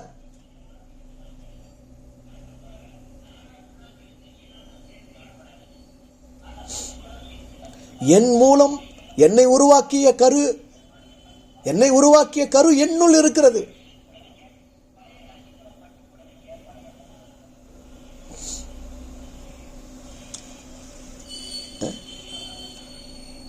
கோழி முட்டை போடுது. அந்த முட்டை அவயத்திலிருந்து குஞ்சு பொறிச்சிடுது. இப்போ முட்டை கோழி ஆயிடுச்சு. இப்போ அந்த கோழி கேட்குது, நான் எங்கேருந்து வந்தேன்னா முட்டையிலிருந்து வந்த நீ இதான் என் முட்டையை காமினா எப்படி முட்டையை காமிக்க முடியும்? சொல்லுங்க. கோழி முட்டையிலிருந்து வந்திருக்கிறது. இப்போ அந்த கோழி நான் எந்த முட்டையிலிருந்து வந்தனோ அந்த முட்டையை காண்பின்னு சொல்லுது. எப்படி நீங்க காமிப்பீங்க? என்ன சொல்வீங்க? அந்த முட்டை தான் நீ, அந்த முட்டை தான் நீ, உனக்குள்ளதான் இருக்குது அந்த முட்டை, அந்த கரு உனக்குள்ளதான் இருக்குது. அந்த கரு தான் இந்த உருவெடுத்திருக்கிறது. ஆக இந்த உருவில் தான் அந்த கரு ஒளிந்திருக்கிறது, மறைந்திருக்கிறது. அந்த கரு தான் இந்த உருவாக வெளிப்பட்டிருக்கிறது. ஆக கருவையும் உருவையும் பிரிக்க முடியாது. அது போல கடவுளையும் உன்னையும் பிரிக்க முடியாது. அது ஆதிக்கரு, அது மூலக்கரு. அந்த கரு தான் உன்னை இந்த உருவத்தில் வெளிப்படுத்தி கொண்டிருக்கிறது. இந்த உருவம் இருக்கும் வரைக்கும் இந்த உருவத்தில் அந்த கரு மறைந்திருக்கும். இந்த உருவம் சிதைந்த பிறகு அந்த கரு வேறு உருவுக்கு தன்னை வேறு உருவத்தை அந்த கரு எடுத்துக்கொள்ளும். என்றுமே அழியாது. அந்த கரு, ஆதிக்கரு, அந்த மூலக்கரு என்றுமே அழியாது. அது தந்தை தனதை உனதாக தந்திருக்கிறது. கருவும் உருவும் அதுதான் என்னும் போது அந்த கருவுக்கும் உருவுக்குமான உறவுக்கு இடையில் எவ்வாறுங்க ஒருத்தர் வர முடியும்? நான் சொல்றது விளங்குதா பாருங்க. கருதான் உருவாகி இருக்கிறது, அந்த உருவுக்குள் தான் அந்த கரு மறைந்திருக்கிறது என்னும் போது அந்த கருவுக்கும் உருவுக்கும் இடையில், அந்த கருவுக்கும் உருவுக்குமான உறவுக்கு இடையில் எப்படிங்க ஒரு மீடியேட்டர் வர முடியும்? அந்த உரு அந்த கருவினிடத்திலேயே யாராவது வேற ஒருத்தர் மூலமா போக முடியுமாங்க? அப்படி எப்படிங்க யாருங்க இடையில வர முடியும்? இயேசுநாதர் எங்கங்க தன்னை மீடியேட்டரா சொன்னாரு?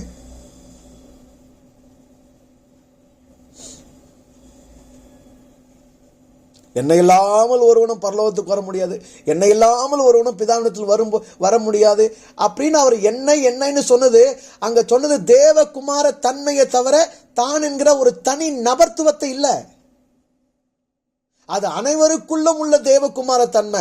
அந்த தன்மை மூலமாக அவரவருக்குள் இருக்கிற அந்த கருத்தன்மை உருத்தன்மையை உணர்ந்து கொண்டால் அவரவருக்குள் அவரவருடைய பிதாவினிடத்தில் நேரடியாக தொடர்பு கொள்ள முடியும் என்பதுதான் போதனையை தவிர, எல்லா இடத்துலையும் என்ன மீடியேட்டரை வச்சு என் மூலமா என் பேரை சொல்லி அதன் வழியாக தான் போகணுன்றது பின்பாக மதம், கிறிஸ்தவ மதம் திரித்து கொடுக்கிற விளக்கம். அது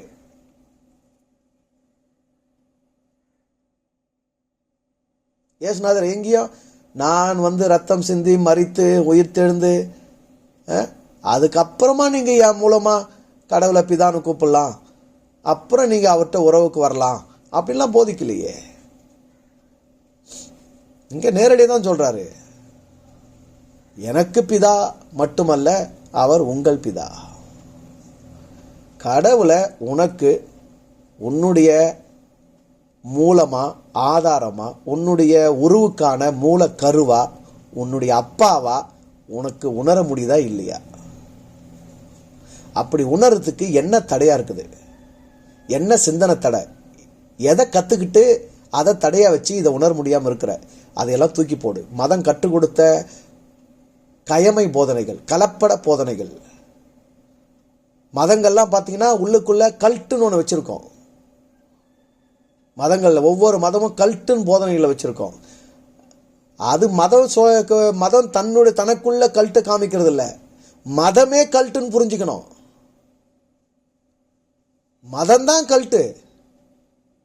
அதுன்னா தனியா கள்ள உபதேசம் காமிக்கிறது. மதம் என்பதே ஒரு கள்ள உபதேசம் தான். அதை புரிஞ்சு நீ மதத்தை விட்டு வெளியே வா. நீ உயிரினமா வெளிப்பட்டு இருக்கிற ஒரு தகுதி போதும் உன்னை உயிரினமா வெளிப்படுத்தின உங்க அப்பா கூட உறவாடுறதுக்கு, உரிமை கொள்றதுக்கு, உணர்ந்து கொள்றதுக்கு, அனுபவிக்கிறதுக்கு. அதை தவிர வேற எந்த தகுதியும் வேணாம். வேற எந்த தகுதி நீ சிந்திக்கவே வேணாம்.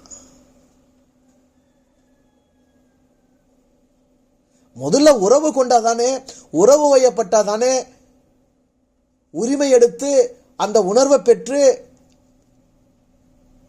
அந்த தன்மையை புரிஞ்சு அதனை அனுபவிச்சு அந்த போக்கில் வாழ முடியும். உறவு வயப்படாமே இருந்தா எப்படி நம்ம உரிமையோடு வாழ முடியும்? நம்முடைய சிந்தனைகள் எவ்வளவு கெடுக்கப்பட்டிருக்கிறது, எவ்வளவு தூரமாக்கப்பட்டிருக்கிறது, எவ்வளவு ஒடுக்கப்பட்டிருக்கிறது, எவ்வளவு நசுக்கப்பட்டிருக்கிறது.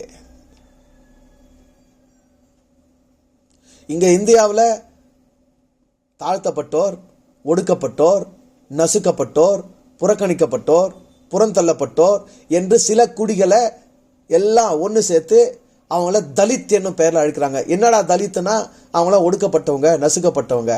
நான் சொல்றேன், கிறிஸ்தவ மதத்தில் இருக்கிறவங்க, இந்து மதத்தில் இருக்கிறவங்க, இஸ்லாம் மதத்தில் இருக்கிறவங்க, சீக்கிய மதத்தில் இருக்கிறவங்க, மதம் இடைத்தரகர மீடியேட்டர் வச்சிருக்கிறவங்க, இயேசுவ ரட்சகரா நம்புறவங்க அத்தனை பேரும் தலித்துகள் தான். மனதால் ஒடுக்கப்பட்டவர்கள், சிந்தையால் ஒடுக்கப்பட்டவர்கள், புத்தியில் ஒடுக்கப்பட்டவர்கள், தங்களுடைய மூலத்தை தங்களுடைய உயிரிலேயே உணர முடியாமல் வெளியே தேடிக்கொண்டிருக்கிற ஒடுக்கப்பட்ட, நசுக்கப்பட்ட, புறக்கணிக்கப்பட்டவர்கள் மத அடிமைகள் தான், மதவாதிகள் தான் ஒடுக்கப்பட்ட தலித்துகள். இங்க குறிப்பிட்ட ஜாதிகாரங்க இல்ல, அது எல்லா மனிதர்களும் உண்டு, எல்லா நாடுகளும் உண்டு. அப்படி பார்த்தா வெள்ளைக்காரனும் தலித்தா இருக்கிறான், கருப்பனும் தலித்தா இருக்கிறான், இந்தியனும் தலித்தா இருக்கிறான், இஸ்ரேலனும் தலித்தா இருக்கிறான். ஏன்னா மதத்துக்குள்ள அவன் ஒடுக்கப்பட்டிருக்கிறான். சிந்திக்க முடியாம ஒடுக்கப்பட்டிருக்கிறியே. நீ எந்த கருவிலிருந்து உருவானையோ அந்த கருவோடு உறவாடுறதுக்கே நீ உனக்கு இடைத்தரகர் வேணும்னு நினைக்கிறீங்க. இயேசுவின் மூலம் பிதாவே என்கிறீங்க. அப்ப நீ எவ்வளவு ஒடுக்கப்பட்டிருக்கிற, புத்தியில எவ்வளவு சிதைக்கப்பட்டிருக்கிற.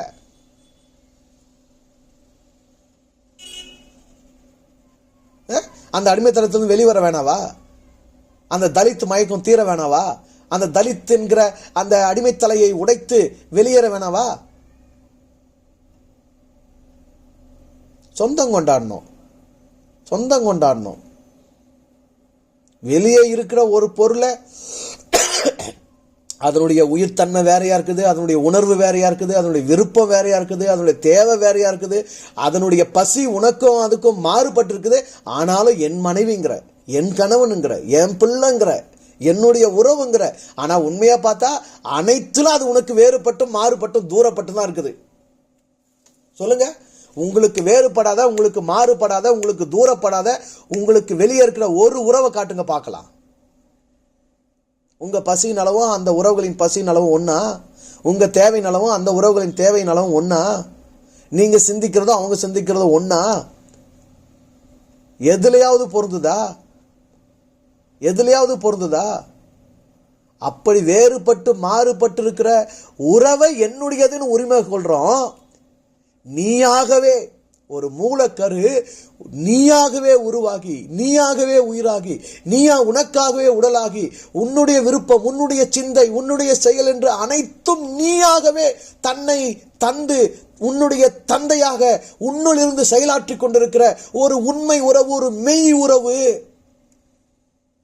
அதனை போய் உனக்கு தூரமா பார்த்துனுக்கிற, உனக்கு வேறா பார்த்துன்னு அவர் அதுக்கும் உனக்கும் இடையில ஒரு இடைத்தரகரை தேடிட்டு இருக்கிற, அதை போய் ஒரு பைபிள் வழியா, ஒரு வேதம் வழியா, ஒரு மதம் வழியா முயற்சி பண்ணிருக்கிற, அதனை அடையிறதுக்கு சடங்கு சம்பிரதாயம் எல்லாம் பண்ணின்னு இருக்கிற.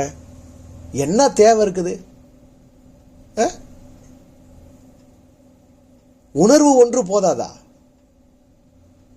அந்த தந்தையை, அந்த ஆதி மூலத்தை, அந்த ஆதார பொருளை, அந்த மூலக்கருவை, அதுதான் நானாக வெளிப்பட்டிருக்கிறது என்று உணர்ந்து கொண்டு உன் வாழ்க்கை இனி வாழ்வது போதாதா? இதுல வேற என்ன தேவை இருக்கு? இதுல வேற என்ன தேவை இருக்கு? தனக்கு யாதொன்று தேவையானது போல மனிதர் கைகளால் பணிவிடை கொள்ளாதது அது. தனக்கு தேவையும் இன்றி சேவையும் இன்றி அனைத்து உயிருக்குமான தேவையை நிறைவு செய்வதற்கான சேவையை அது உயிர் தொண்டு செய்து கொண்டிருக்கின்றது. அதுதான் கடவுள், அதுதான் பிதா. அதுக்கு போய் நீ நான் என்ன கொடுத்துட முடியும், என்ன செஞ்சிட முடியும்? நாம பாடுற பாட்டு அது மெச்சிக்குமா? நாம சொல்ற ஸ்தோத்திர பலிகள் அது மெச்சிக்குமா? நாம சொல்ற போற்றுதல்கள் அது மெச்சிக்குமா? அதுக்கு ஏற்குமா? அது அதெல்லாம் கேட்டு உட்காந்து இருக்குதா? என்ன நினைச்சிருக்கிறோம்?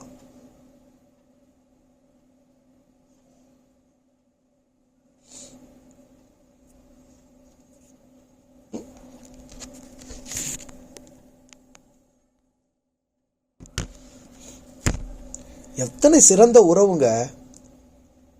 கடவுள் உங்களுக்கு அப்பாங்கிறதும், கடவுள் என்னுடைய அப்பாங்கிறதும், எல்லா உயிர்களுக்குமான மூலம் அதுதான் தந்தை என்பதும் எத்தனை சிறந்த உறவு! அந்த உறவு தான் எல்லா உறவுகளுக்கும், எல்லா உடைமைகளுக்குமான இணைப்பை உண்டாக்குது. அந்த உறவிலிருந்து தான், அந்த உறவுக்கு உட்பட்டு அந்த உறவில் நாம் உயிர்த்தன்மையோடு இருப்பதனால்தான் இதையெல்லாம் நம்ம பார்க்க முடியுது, அனுபவிக்க முடியுது, ரசிக்க முடியுது, ருசிக்க முடியுது. இந்த உறவுகள், உடைமைகள் எல்லாம் நம்ம அனுபவிச்சு கொண்டாடி வாழ முடியுது. இறை என்னும் அந்த உறவு என்னில் இயக்கமாய் இல்லை என்றால், என்னுடைய தந்தையாகிய கடவுள் என்னுள் செயலாற்றவில்லை என்றால், எனக்கு உயிரும் இல்லை, உடலும் இல்லை, உணர்வும் இல்லை, உணர்ச்சியும் இல்லை, எனக்கு வெளியே உறவுகளும் இல்லை, எனக்கு உடைமைகளும் இல்லை, நானே இல்லை என்று ஆகிவிடுமே. அவ்வாறு என்னுள் நானாகவே வெளிப்பட்டிருக்கிற அந்த தந்தை. அதனால்தான் பாருங்க, அந்த பரமண்டல ஜபத்தை சொல்லி கொடுக்கும் போது, பரமண்டலத்தில் இருக்கிற எங்கள் பிதாவே, உம்முடைய நாமம் பரிசுத்தப்படுவதாக. என்ன அழகான ஒரு வேண்டுதல், என்ன அழகான ஒரு சிந்தையை புகுத்துறார். என்ன சொல்றார்? உம்முடைய நாமம் பரிசுத்தப்படுவதாக. எது அவருடைய நாமம்? என்ன அந்த நாமம்? நான் தூசி ஆயிட்டுக்குதா, அழுக்காயிட்டுக்குதா? அது யாருன்னா கழுவி சுத்தம் பண்ணணுமா, துடைக்கணுமா? பரிசுத்தப்படுத்தணும் எப்போ அது அசுத்தமாச்சு, எப்போ அது பாவமாச்சு? நான் சொல்லிதான் அது பரிசுத்தம் ஆகுமா? முதல்ல அதனுடைய நாமம் என்ன? தனக்கென்று ஒரு உருவம் கொள்ளாமல் என எந்த உருவில் வெளிப்படுத்தி இருக்கிறதோ அதுவே அவனுடைய உரு. தனக்கென்று ஒரு நாமம், ஒரு பெயர் கொள்ளாமல் நான் எந்த பெயரில் அறியப்படுகிறேனோ அந்த உயிர் மூலம், அந்த மூலக்கரு அந்த பெயரிலேயே தன்னை வெளிப்படுத்தி கொண்டிருக்கிறது. என்னுடைய பெயர் தான் அவனுடைய பெயர், என்னுடைய உருவம் தான் அவனுடைய உருவம், நான் தான் அவன், அவன் தான் நான் என்று தான் தனியாக இல்லாமல் தன்னை பல்வேறு படைப்புகளின் வழியாக என்றென்றும் விளங்கி பண்ணிக்கொண்டே இருக்கிற அந்த இறை மூலத்தை உணர்வுக்குள் கொண்டு வாங்க, உறவுக்குள் கொண்டு வாங்க, உரிமையோடு உறவாடும் வாழ்க்கை முறைக்குள்ள வாங்க. யாரும் அதனை சொல்லி உங்களை ஏய்க்க கூடாது. கடவுளை சொல்லி உங்களை ஏற்கக்கூடாது.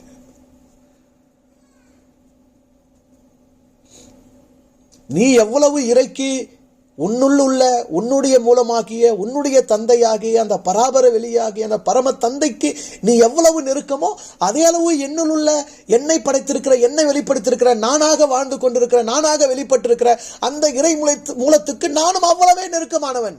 இதுல ஏற்றத்தாழ்வே இல்லை. ஒரே பேரான குமாரனும் இல்லை, தத்தெடுக்கப்பட்ட குமாரனும் இல்லை. என்னுடைய உயிருக்கு, என்னுடைய மூலக்கரு, என்னுடைய கரு எனக்கு கொடுத்திருக்கிற இந்த உருவுக்கு நான் ஒரே பேரான குமாரன். உங்களுடைய கரு, நீயாக வெளிப்பட்டிருக்கிற கரு, உங்களுக்கு தந்திருக்கிற அந்த உருவம் ஒரே பேரான குமாரன். ஆக அவரவருடைய உயிருக்கு அவரவருடைய உடல் ஒரே பேரான குமாரன். நல்லா புரிஞ்சுக்கோங்க, அவரவருடைய உயிருக்கு அவரவருடைய உடல் ஒரே பேரான குமாரன். அனைத்தும் ஒரு மூலத்தில் தான் வெளிப்பட்டிருக்கிறது. இதுல இயேசுவை மட்டும்தான் ஒரே பேரான குமாரன். He is the only begotten son. We are all adopted son. முடிஞ்சு போச்சு கதை. கேவலப்பட்டு போச்சு மனித வாழ்க்கை. இந்த கேவல சிந்தனைக்குள்ளாம் போகக்கூடாது. கடவுளுக்கு அனைத்து உயிர்களும் பெற்றெடுக்கப்பட்ட பிள்ளைகளே. அவரெல்லாம் எதையும் எங்கேயும் தத்தெடுக்க வேண்டியதில்லை. அவர் தத்தெடுக்கிற அளவுக்கு வேற எவனும் பெத்து போறதுக்கு இல்லை. வேற ஒரு கடவுள் இல்லை, வேற ஒரு உலகம் இல்லை, வேற ஒரு படைப்பாளன் இல்லை. அவன் பெத்து அதை ஒரு தத்தெடுக்கிறதுக்கு இல்லை. தான் பெத்ததையே தவிக்க விட்டுட்டு அப்புறமா இன்னொரு செயல் செஞ்சு அதன் மூலமா தத்தெடுக்கிற அளவுக்கு ஈன செயல் செய்யல கடவுள். ஆக இந்த கேவலமான மத சிந்தனைகளை விட்டு வெளியே வந்துடணும். I am the only begotten son. என்னுடைய உயிருக்கு, என்னுடைய கருவுக்கு நான் ஒரே பேரான குமாரன். அப்படி அனைத்து உயிர்களும் தனித்தன்மையாக இறைவனின் மூலத்திலிருந்து வெளிப்பட்டது. ஆக அனைவருக்குமான தந்தை, விண்ணகத்தில் இருக்கிற தந்தை. அந்த விண்ணகம் அவரவர் உடலில் இருக்கிற ஒரு இடம். அது ரகசியம். அதை அறியணும். அது அவரவர் அவருக்குள்ள உணரணும். எனக்குள் அந்த விண்ணகம் எங்க இருக்கிறது, அந்த பரலோகம் எங்க இருக்கிறது, அங்கு இறையின் செயல்பாடு எவ்வாறு இருக்கிறது, இறை தன்னை அங்கு எவ்வாறு தடம் பதித்து இருக்கிறான் என்பதை அவரவர் தன்னுள் உணரணும். அந்த மூலம் தன்னுள் எங்கே எவ்வாறு தன் உடலில் இருப்பதை இயேசு உணர்ந்தார். அப்படி உன்னுடைய உடலில், என்னுடைய உடலில் அந்த மூலம் இருக்கிறதை அவரவர் உணர்ந்தே ஆக வேண்டும். அந்த உணர்வு தான் இந்த நெருக்கத்தை கொடுக்கும், பயத்தை அகற்றும், மத பிடிகளில் இருந்து விலக்கும், மத அடிமைத்தன தலைகளை உடைத்தெறியும். அப்பதான் துணிவு வரும், தைரியம் வரும், வாழ்வதற்கான தெம்பு வரும். இல்லைன்னா ப்ளீஸ் பிரதர் எங்களுக்காக கொஞ்சம் ப்ரேயர் பண்ணுங்க, ப்ளீஸ் சிஸ்டர் எங்களுக்காக கொஞ்சம் ப்ரேயர் பண்ணுங்க.